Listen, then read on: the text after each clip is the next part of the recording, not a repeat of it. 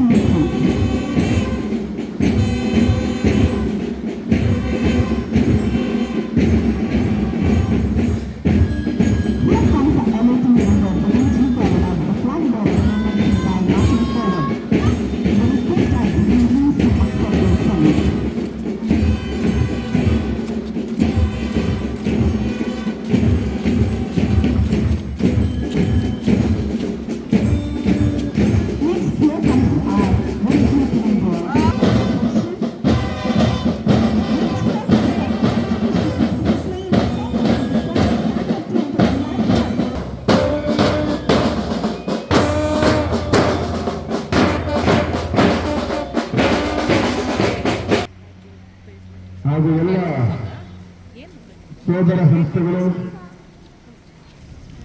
ಬಹಳ ಅರ್ಥಪೂರ್ಣವಾಗಿ ವೈಜ್ಞಾನಿಕವಾಗಿ ಸಾಂಪ್ರದಾಯಿಕವಾಗಿ ಆಚರಿಸತಕ್ಕಂಥದ್ದು ಸುಮಾರು 15 ವರ್ಷಗಳು ನಡೆದು ಬಂದಿದೆ. ಅದೇ ರೀತಿ ಈ ಸಲವೂ ಕೂಡ ಅದೇ ಒಂದು ಹುಮ್ಮಸ್ಸಿನಿಂದ ದೇಶಭಕ್ತಿಯ ಹುಮ್ಮಸ್ಸಿನಿಂದ ಆಚರಿಸತಕ್ಕಂಥದ್ದು ಬಹಳ ಸಂತೋಷ ತಂದಿದೆ. ಪ್ರಾರಂಭದಲ್ಲಿ ನಡೆತಕ್ಕಂಥ ಎಲ್ಲರಿಗೂ ವೇದಿಕೆಯಲ್ಲಿರ್ತಕ್ಕಂಥ ನಮ್ಮ ನಿರ್ದೇಶಕರುಗಳು, ಕಾರ್ಯದರ್ಶಿಗಳು, ಪ್ರಾಂಶುಪಾಲರು, ಡಾಕ್ಟರ್ ಶ್ರೀಯಪ್ಪಲಪುರವರು, ತಲುಪುರವರು ಎಲ್ಲ ನಮ್ಮ ಬೋಧಕ ಹಾಗೂ ಬೋಧಕೇತರ ಸಿಬ್ಬಂದಿಗಳು ಒಳಗೂಡಿದಂತೆ ಎಲ್ಲ ವಿದ್ಯಾರ್ಥಿಗಳಿಗೂ ಕೂಡ 78ನೇ ಸ್ವಾತಂತ್ರ್ಯೋತ್ಸವದ ಶುಭಾಶಯಗಳನ್ನು ಸಂಸ್ಥೆ ವತಿಯಿಂದ ಕೋರಬೇಕು ಇಷ್ಟಪಡ್ತೀನಿ. ತಮ್ಮೆಲ್ಲರಿಗೂ ಕೂಡ ಈ ಒಂದು ಸ್ವಾತಂತ್ರ್ಯೋತ್ಸವ ಶುಭಾಶಯಗಳು. ಬಹುಶಃ ನಾವೆಲ್ಲ ಇತ್ತೀಚೆಗಿಟ್ಟು ಬಂದ್ರೆ ಆದ್ಮೇಲೆ ಸ್ವಾತಂತ್ರ್ಯದ ಹೋರಾಟವನ್ನ ನಾವು ಇತಿಹಾಸಗಳ ಪುಟಗಳನ್ನ ತಿರುಗಿ ನೋಡಿ ಸುಮಾರು ಸಹಸ್ರಾರು ಜನರ, ಲಕ್ಷಾಂತರ ಜನರ ಪ್ರಾಣ ಬಲಿದಾನ, ತ್ಯಾಗ, ರಕ್ತ, ಸಮಾಜಗಳ ಮೇಲೆ ಈ ಸ್ವರಾಜ್ಯ ಕಟ್ಟಿದೆ. 200 ವರ್ಷಗಳ ಪರಕೀಯ ದಾಸ್ಯದಲ್ಲಿ ಇದ್ದಂಥ ಭಾರತ 1947 ಆಗಸ್ಟ್ 15ರಂದು ಬಹಳ ಹೋರಾಟದ, ಸುಮಾರು 90 ವರ್ಷದ ನಿರಂತರ ಹೋರಾಟದ ನಂತರ ಸ್ವಸ್ಥವನ್ನು ಕಟ್ಟಿಸಿತು.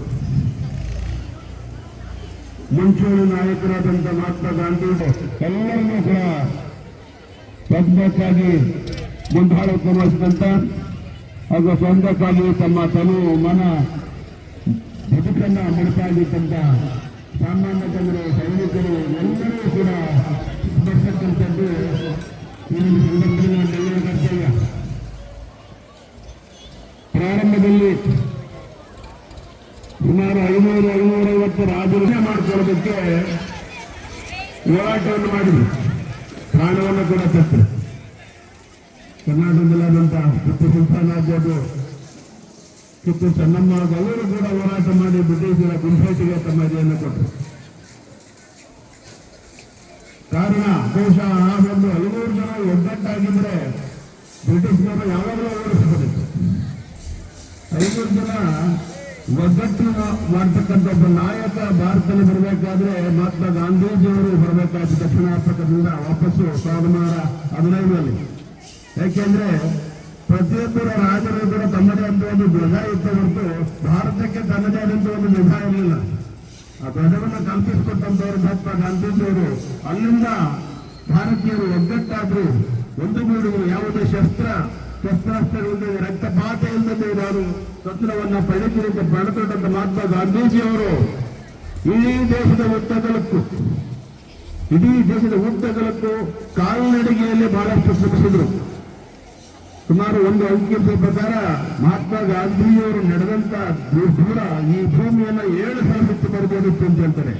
ಅಷ್ಟು ಕಾಲ್ನಡಿಗೆಯಲ್ಲೇ ಬಂದಂತವರು ತಮ್ಮ ಬೂಟನ್ನ ಬಿಚ್ಚಾಕಿ ಪಂಚೆ ಒಂದು ತುಂಡು ಬಟ್ಟೆಯನ್ನು ತೊಟ್ಟು 60ರ ಫಕೀರನಂತೆ ದೇಶದ ಉದ್ದಗಲಕ್ಕೂ ಪ್ರತಿಯೊಬ್ಬ ಮನೆಗೂ ತಲುಪಿದರು. ತಮ್ಮ ಸಂದೇಶಗಳ ಮೂಲಕ, ತಮ್ಮ ನಡೆ ನುಡಿಗಳ ಮೂಲಕ ಮಹಾತ್ಮ ಗಾಂಧೀಜಿಯವರು ಪ್ರತಿ ಭಾರತೀಯನ ಮನೆ ಭಾಗದಲ್ಲಿ ಬಂದಿದ್ದಾಯಿತು.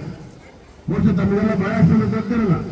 ಹಾಸನ ನಗರಕ್ಕೆ ಅವರು 2 ಸಲ ಬಂದು ಸ್ವಾತಂತ್ರ್ಯ ಚಳವಳಿಯನ್ನ, ಸ್ವಾತಂತ್ರ್ಯ ಸಂಗ್ರಾಮ ಚಳವಳಿಗಳನ್ನ, ಭಾಷಣಗಳನ್ನು ಮಾಡಿದರು. ಒಳಗೆ ಸಿಬ್ಬರಿಗೆ 1922ರಲ್ಲಿ ಮಹಾತ್ಮ ಗಾಂಧೀಜಿಯವರು ಭೇಟಿ ಕೊಟ್ಟದ್ದು ಬಹಳಷ್ಟು ಜನ ಗೊತ್ತಿರಲ್ಲ. ಅಂದ್ರೆ ಮಹಾತ್ಮ ಗಾಂಧೀಜಿಯವರು ನಡೆದಾಡಿದ ಭೂಮಿಯೇ ಇಲ್ಲ. ಅಷ್ಟೇ ತಿಳ್ಕೊಳ್ಳೋದಲ್ಲೇ ಇತಿಹಾಸವನ್ನು ಸರಿಯಾಗಿ ಅರ್ಥ ಮಾಡ್ಕೊಳ್ಳೋಕೆ ನಾವು ಮಾತಾಡ್ತಾರೆ.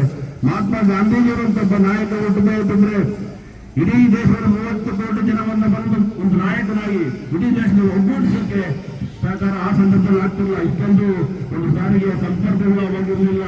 ಅದರಿಂದ ಕಾಲ್ನಡಿಗೆಯಲ್ಲಿ ಟ್ರೈನ್ ಮೂಲಕ ಪ್ರಯಾಣ ಮಾಡಿ ದೇಶದ ಉದ್ದಗಲಕ್ಕೂ ಪ್ರತಿಯೊಂದು ಜನರನ್ನು ಕೂಡ ಆ ಕಾಲದಲ್ಲಿ ಒಂದು ಕಡಿಮೆ ಇತಿಹಾಸ ಪುಟದಲ್ಲಿ ಲೇಖನವಾಗುತ್ತೆ. 1942ರಲ್ಲಿ ಶ್ರವಣಬೆಳಗೊಳದಲ್ಲಿ ಒಂದು ಕ್ರಾಂತಿ ಆಗುತ್ತೆ. ಇಡೀ ನಮ್ಮ ಚಂದ್ರಾಯಪಟ್ಟಣದ ಸ್ವಾತಂತ್ರ್ಯ ಓದೆಲ್ಲ ಸೇರ್ಕೊಂಡು ಸುಮಾರು 1000 ಜನ ಆ ದಂಗೆಯನ್ನು ಹತ್ತಿ ಕಡೆಗೆ ಬ್ರಿಟಿಷರು ಸೇನೆಯನ್ನು ಕರೆಸ್ತಾರೆ. ಸೇನೆಯನ್ನು ಕರೆಸಿ ಜೋಡಿ ಮಾಡ್ತಾರೆ. 6 ಜನ ನಮ್ಮ ತಾಲೂಕಿನವರಲ್ಲಿ ಬರೋದಂದ್ರೆ ಎಷ್ಟೋ ಜನ ನಮಗೆ ಇತಿಹಾಸವನ್ನು ಮಾಡ್ತಿರ್ತೀವಿ. ಇತಿಹಾಸವನ್ನು ಮಾಡಿದ್ರೆ ವರ್ತಮಾನದಲ್ಲಿ ಸರಿಯಾಗಿ ಬದುಕಕ್ಕಾಗಲ್ಲ, ಭವಿಷ್ಯವನ್ನು ಕಟ್ಟಕ್ಕಾಗಲ್ಲ ಅಂತ ಅಂಬೇಡ್ಕರ್ ಹೇಳ್ತಾರೆ. ಇತಿಹಾಸವನ್ನು ನಾವು ಜ್ಞಾಪಕ ಮಾಡ್ಕೋಬೇಕು. ಆ ರೀತಿ 6 ಜನ ಮರಣವಾದ ಜೊತೆಗೆ 106 ಜನ ಗಾಯಗೊಂಡ್ರು, ಸೆರೆಮನೆಯನ್ನು ಸೇರಿದ್ರು. ಅಂದ್ರೆ ಸುಮ್ಮನೆ ಯಾಕೆ ಒಂದು ಶ್ರವಣಬೆಳಗೊಳ ಹೋಬಳಿ ಉದಾಹರಣೆ ಕೊಟ್ಟು ಅಂತ ದಂಗೆಗಳು ದೇಶದಾದ್ಯಂತ ನಡೆದು ಸ್ವಾತಂತ್ರ್ಯ ರಾತ್ರಿ ಬಂದಿದ್ದಲ್ಲ, ಅದು ಬಹಳ ಸಹಸ್ರಾರು ಜನರ ಒಂದು ಜೀವನ, ಅವರ ಜೀವನವನ್ನು ಬಸಿದು ನಮಗೆ ತೊಂದರೆ ಕೊಟ್ಟಿದ್ದಾರೆ. ಅದರ ಬೆಲೆ ನಾವು ಅರ್ಥ ಮಾಡ್ಕೋಬೇಕು.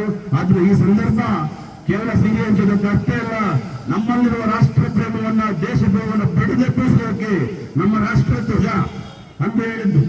ಮಠದಲ್ಲಿ ಚಕ್ರ ಇದೆ, ನೀಲಿಬಡ ಚಕ್ರ 24 ಸ್ಟಿಕ್ಗಳಿದ್ದಾವೆ. ರಾಷ್ಟ್ರಧ್ವಜಕ್ಕೆ ನಾವು ಹೇಗೆ ಒಂದು ರಾಷ್ಟ್ರಧ್ವಜ ಬಂದ ಮೇಲೆ ನಾವು ಹೋಗ್ಬಿಡ್ದು. ರಾಷ್ಟ್ರಧ್ವಜಕ್ಕೆ ಎಷ್ಟು ಪ್ರಾಮುಖ್ಯತೆ ಅಂತ ಗೊತ್ತಾಗುತ್ತೆ.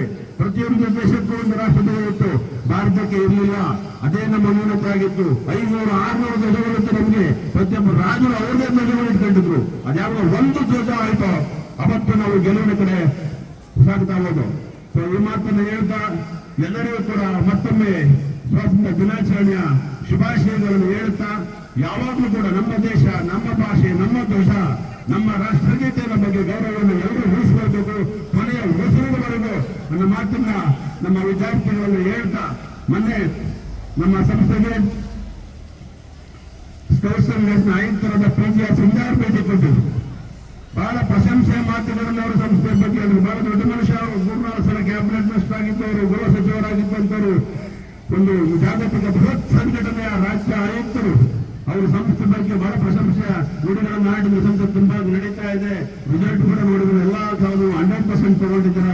ಇಲ್ಲ ಈ ಒಂದು ಕಾರ್ಯಕ್ರಮವನ್ನು ಕೂಡ ಸ್ಕೌಟ್ಸ್ ಅಂಡ್ ಗೈಡ್ಸ್ನಲ್ಲೂ ಕೂಡ ತುಂಬಾ ಅತಿ ಹೆಚ್ಚು ವಿದ್ಯಾರ್ಥಿಗಳ ಸಂಸ್ಥೆ ಇದನ್ನು ನೋಡಿ ಬಹಳ ಖುಷಿ ಪಟ್ಟರು.